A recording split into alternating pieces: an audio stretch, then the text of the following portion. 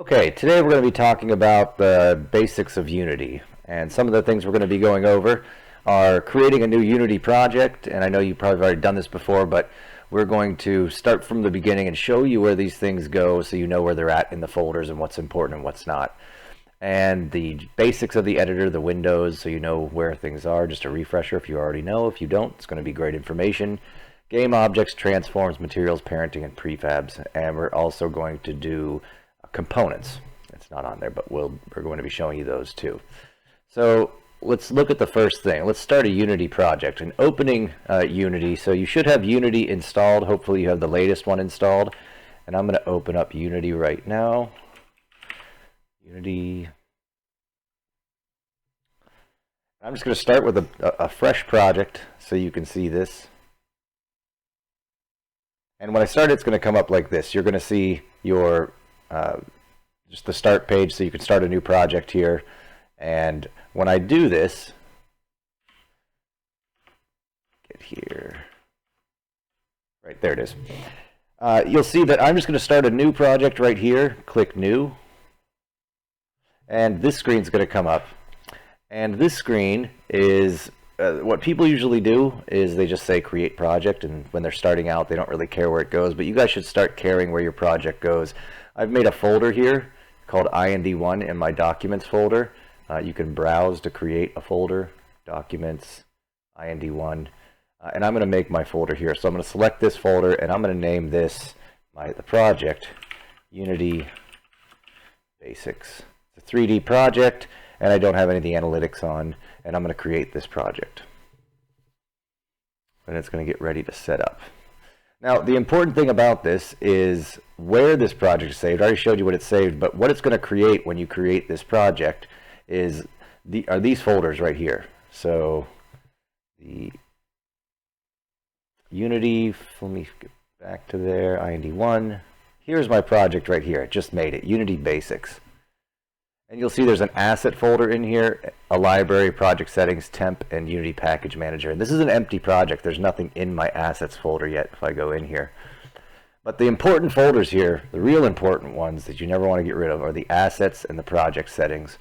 Your project will be messed up if you get rid of those. Library, you can delete your library at some point in time, and temp also, it'll regenerate those things. But your assets folder is the big one. This is where everything you're going to make is going to go into.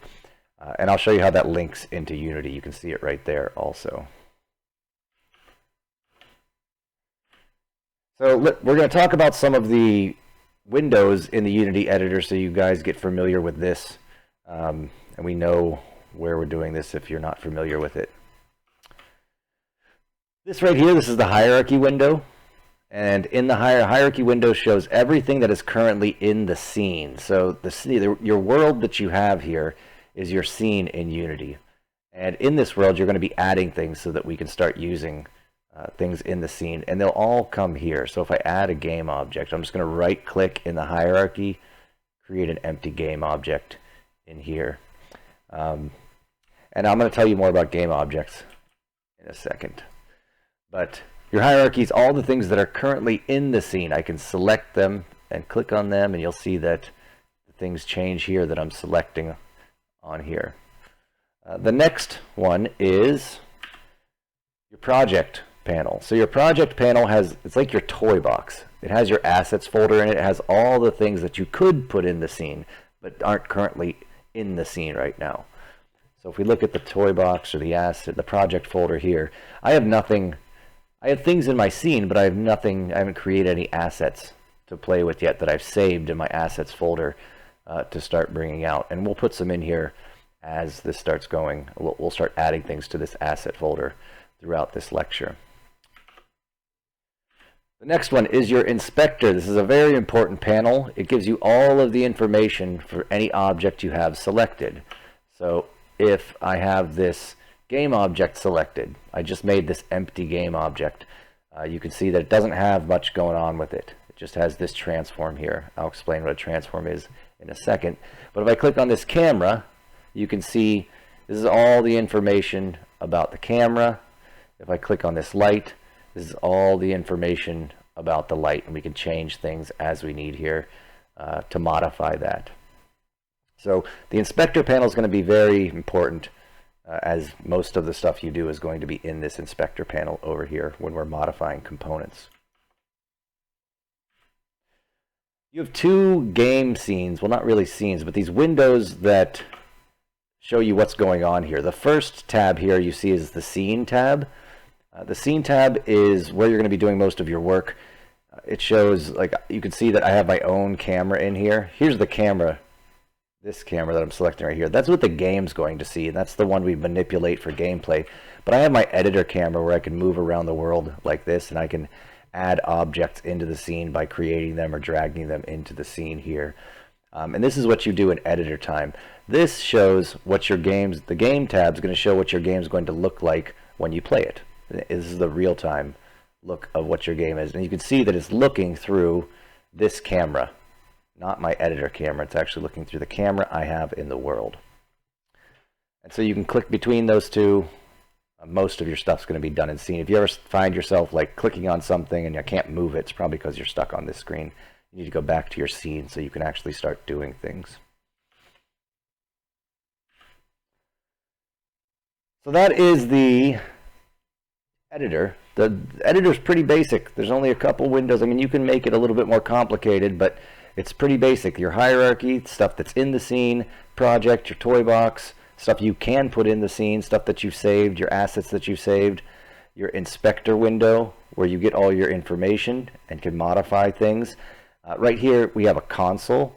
If you don't have the console up, you probably should get it up to where you can see it, because eventually we're going to be doing scripting, and this will give you information about that.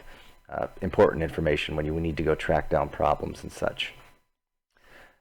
But now we're going to talk about game objects in Unity. So a game object is anything that exists in your scene is a game object, and it's the smallest thing that can exist in this scene. As you can see, I made a game object right here. I made an empty game object, and it doesn't have any functionality. You can't even see it. It doesn't have anything. You can see the widget, which I'll go over in a second, but there's nothing. This doesn't do anything. It's just an empty game object. And you attach things to game object called components, which will add more functionality to it. So I'm going to reset this transform real quick. I'm going to do that a lot, reset transform. If I made a cube, if I right-clicked in the hierarchy tab here, create 3D object, and made a cube, you can see that this cube actually has some more stuff on it that makes it a cube. It doesn't just have a transform like this empty game object does. It has some components on it which make it a cube, and we'll discuss those in a bit. But game object is the smallest thing that can exist in the scene.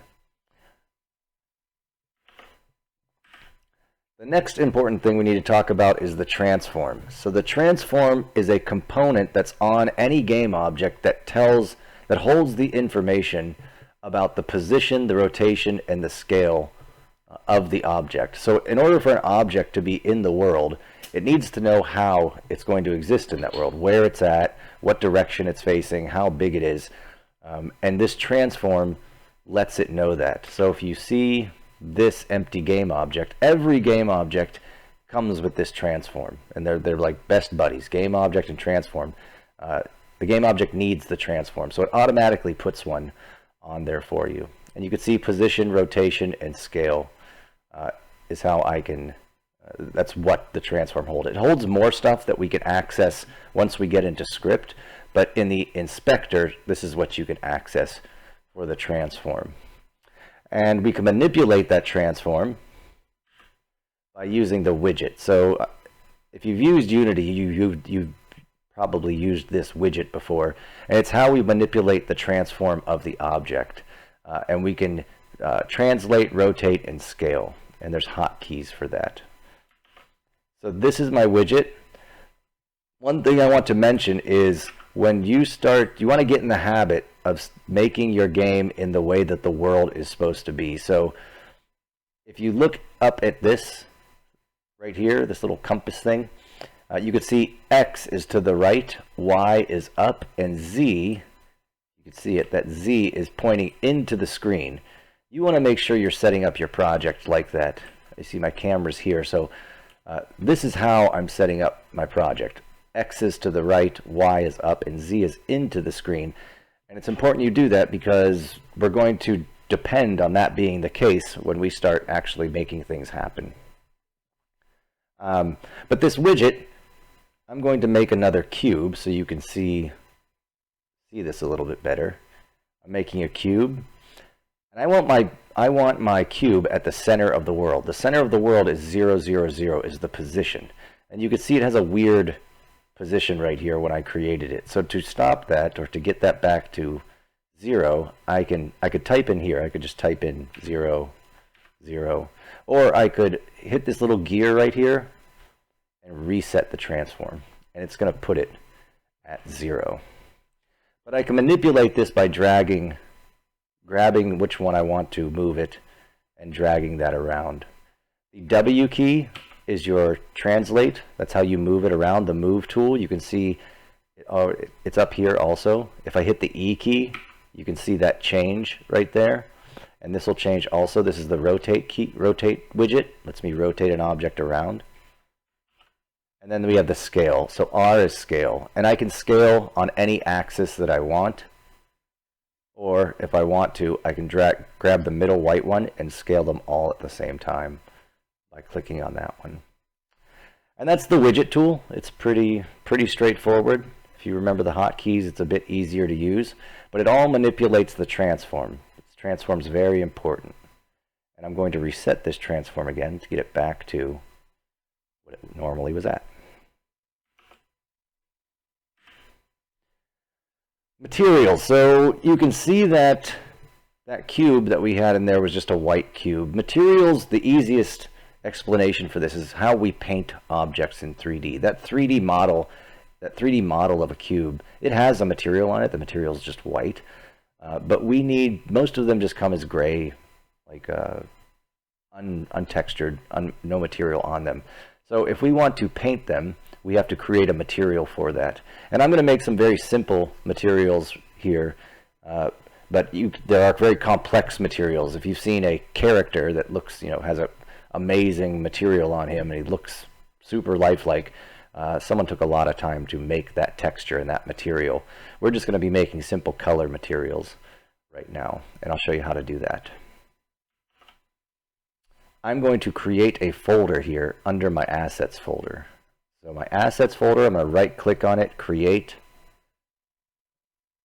go up to folder, and I'm going to name the folder materials,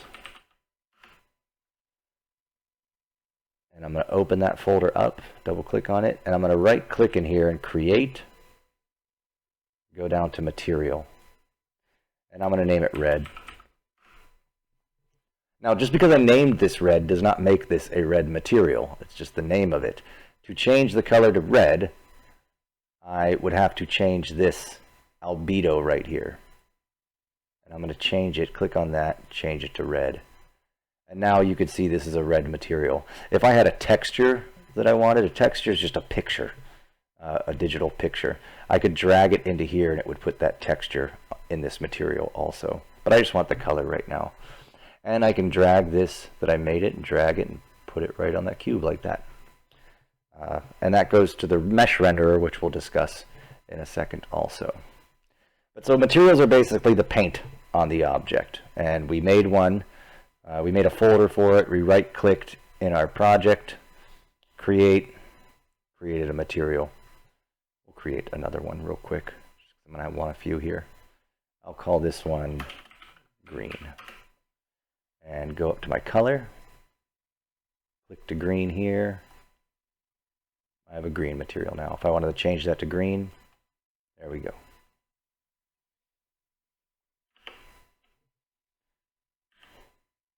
So a very useful concept in Unity also is parenting. And what parenting allows us to do is create more complex objects under one transform. So if I wanted to make a complex object, say I wanted to make a stick figure or just something that represented a character, I would create a 3D object, maybe a sphere here. It's at a weird position, so I'm going to reset transform. hit W, bring it up a little. Maybe I could scale it a little bit too.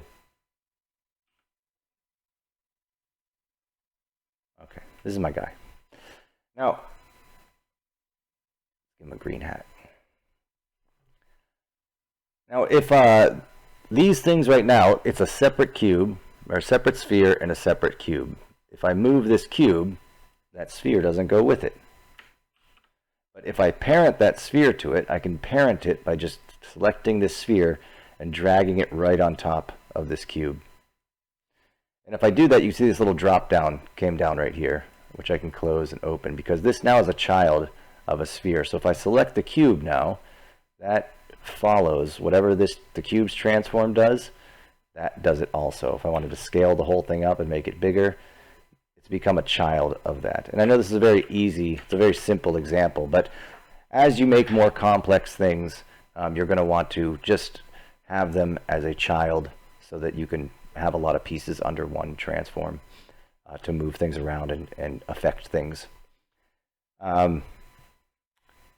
Once we have things like this, we can make something called a prefab.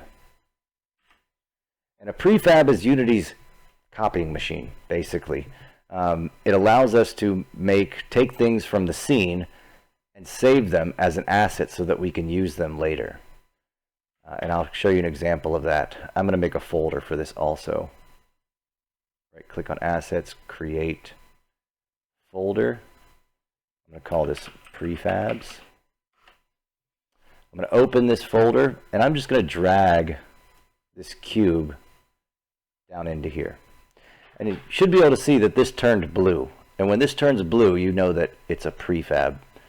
And now, once I have this, I can drag these from here and put them into the scene. Now you might be asking why I don't just duplicate this cube here. Just hit Control D and duplicate it a couple times. And the reason is, this is all in the scene. None of this has saved. If I just duplicated this and never made a prefab of it, if I deleted this scene, I would never have this asset again. If I took a long time to make this asset, I wouldn't want it just to be in this scene. I want to save it so I could use it in other places, other scenes, and possibly other projects. The other good thing about that is this controls anything I do to this base prefab is going to happen to every other instance in the world. So these are all instances, kind of copies of this. But if I change this base prefab, like say I come in here and I want the head to be red also, I'm going to go to the mesh renderer and I'm going to change this red. We'll just change this to black. Not that one. Just change it to green, so they're all green. But you see, when I make a change, when I have this selected, everything else follows it. All the other instances in the world follows it. So if I had 100 of things that I made of this prefab, there's no way I would want to go click through 100 of these and change them individually. That's why it's good to have one master one that we can make changes on. We can also, if you forget to click this one, and say you're working on just one of these, I was working on this one right here, and I wanted to make the sphere portion of that red. I click its sphere. Right here, this is the mesh renderer. I click this circle, change it to red, and you'll see just this one became red. And this kind of breaks it from the prefab that it draws from. It's different now, so it won't react to this one anymore. But if I wanted them all to do that, I could click on this, and in the inspector, under the prefab section here, I could hit apply. And basically it would tell this parent, whatever this child was, not kind of child, but instance of this, make the parent do that also. And now I'm kind of stuck here with this unless I do something to the parent, because I can't really go back. So I'd have to go back to the parent if I wanted everything else to change back. Go back to green. Say, I can make changes like that. So prefabs are really useful. We use them for instantiation, which we'll learn about later if you wanted to spawn something. But they're a really good way to work smart and not hard. You definitely don't want to, once you get a large project going, you want to be working with prefabs, not individual copies of things. So the next part I want to talk about are components and what a component is. And to do this, well, first we'll talk about what a component is. A component is just something you attach to a game object to get some new functionality, add some new functionality to that game object. And I'll showcase this. I'll delete all of these, and we'll go back. I'll just make an empty game object again. Delete that. Delete that. This empty game object here. So this is a simple game object. It's empty. The only component it has on it is a transform. And the transform is a component, but it needs it, so it just adds it to it. If I create a cube again, I'm going to reset the transform. Pull it over a little bit.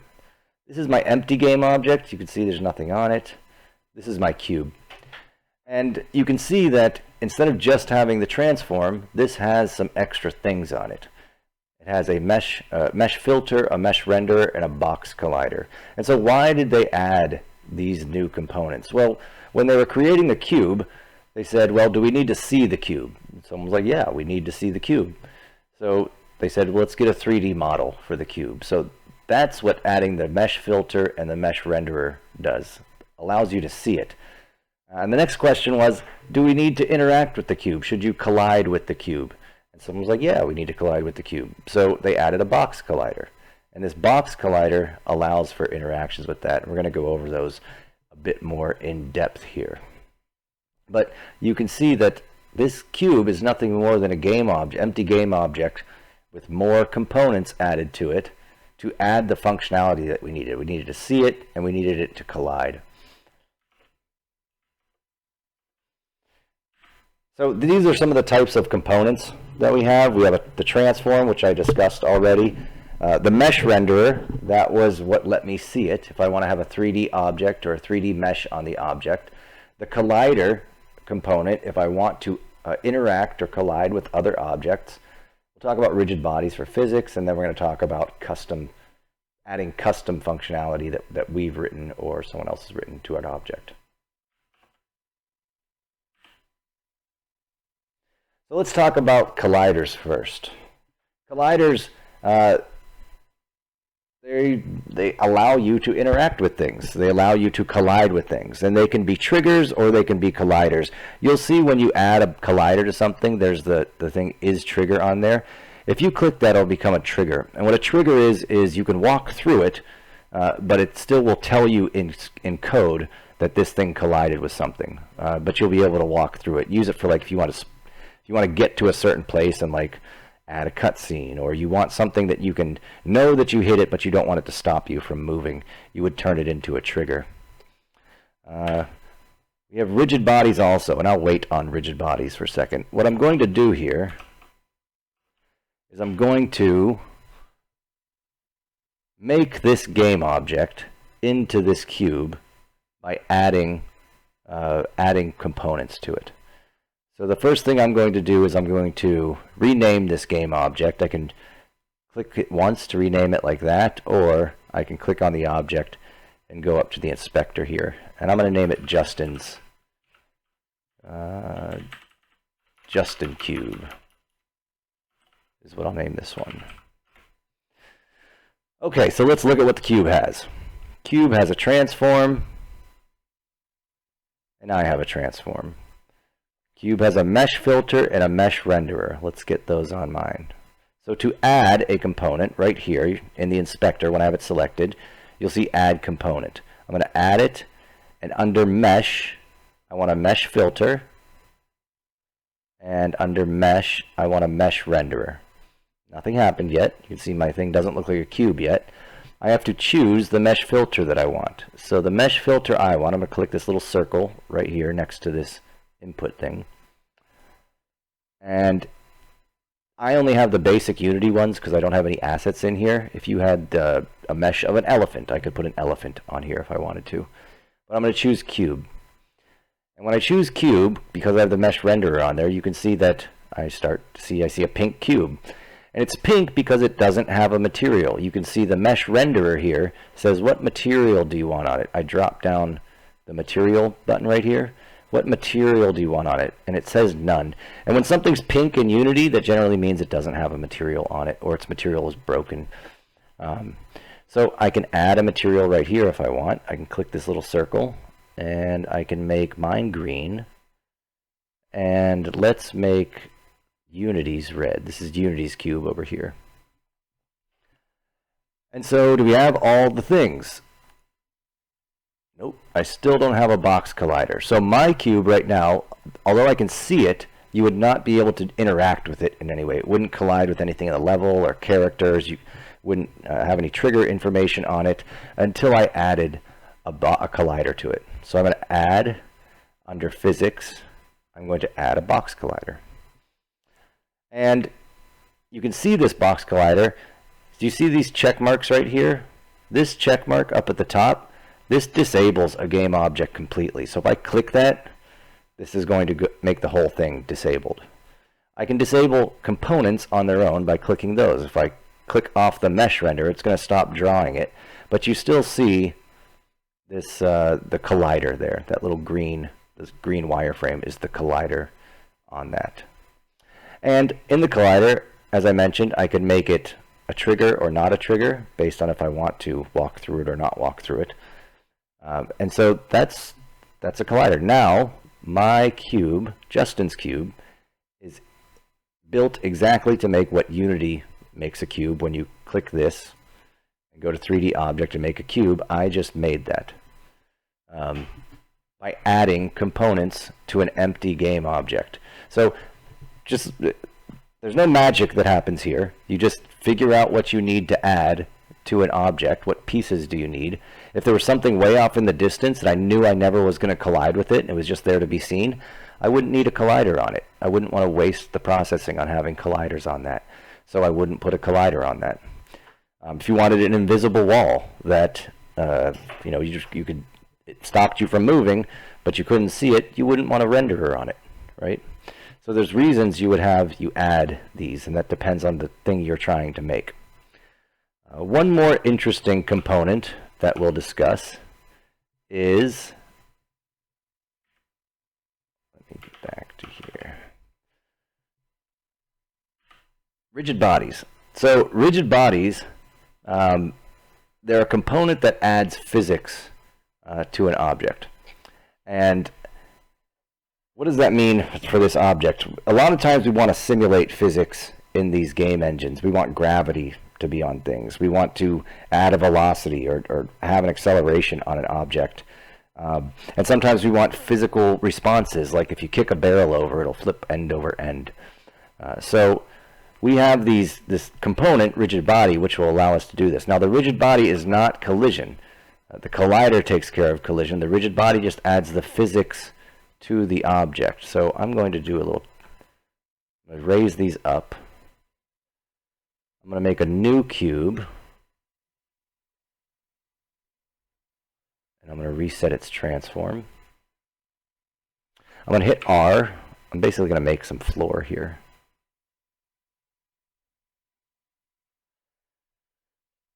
And I'm going to name it floor. I'm just going to click in here and name it floor. So on my cube, I'm going to add a rigid body component.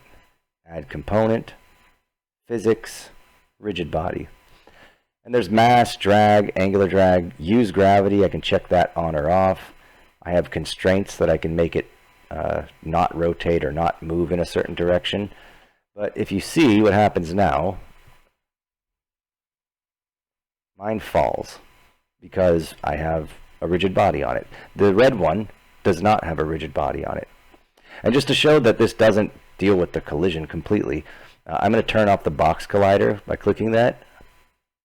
Now gravity will still work on it, but it's going to fall right through the ground. So this does physics, this does the collision in that space.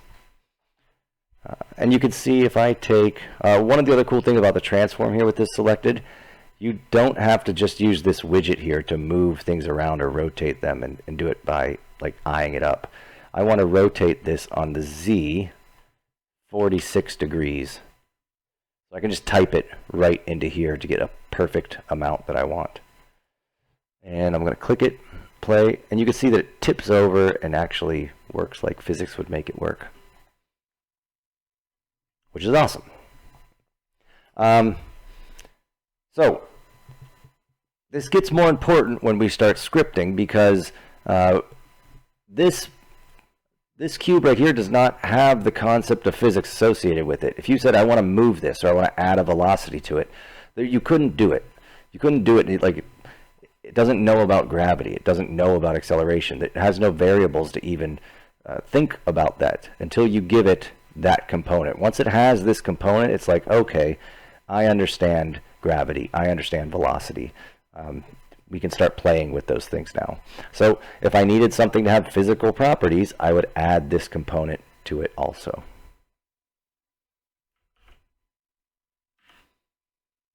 And so the last part of this is, how do we use these components? How do we start? Because we're at the end of kind of what Unity can do for us.